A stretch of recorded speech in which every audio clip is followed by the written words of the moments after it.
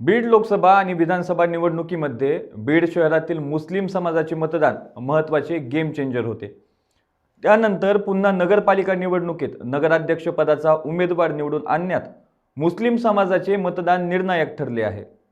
त्यामुळे यापुढे मुस्लिम समाजाला वगळून राजकारण करणे शक्य नसल्याचा संदेश या माध्यमातून सर्वच नेते मंडळीला मिळाला आहे। नमस्कार, मी बालाजी शिंदे, तुम्ही पाहताय लोकाशा टीव्ही। लोकसभा निवडणुकीमध्ये बजरंग सोनवणे यांना बीडमधील मुस्लिम मतदारांनी मोठ्या प्रमाणात मतदान केले होते। शहरातील मुस्लिम वार्डातून अधिक लीड मिळाली होती। त्यानंतर विधानसभा निवडणुकीत राष्ट्रवादी काँग्रेस पक्ष अजित पवार गटाकडून योगेश क्षीरसागर यांनी उमेदवारी तर राष्ट्रवादी काँग्रेस शरद पवार गटाकडून संदीप क्षीरसागर यांनी उमेदवारी मिळवली होती। विधानसभा निवडणुकीत निकालात बीड तालुक्यात बहुतांश मतदान योगेश क्षीरसागर यांना मिळालं होतं।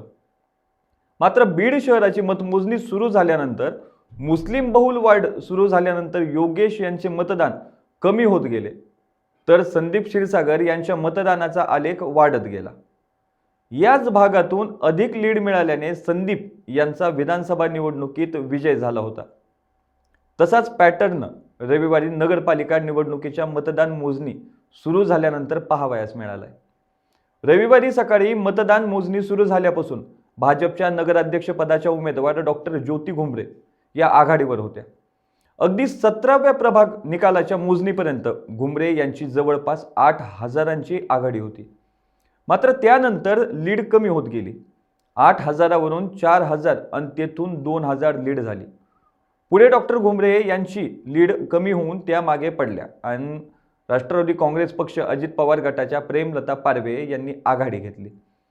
26व्या प्रभागाचा निकाल जाहीर झाल्यानंतर तत्काळ नगराध्यक्ष पदासाठीच्या उमेदवारांची आकडेवारी जाहीर करण्यात आली आणि त्यावरून पारवे या 3,779 मतांनी विजयी झाल्याचे स्पष्ट झाले।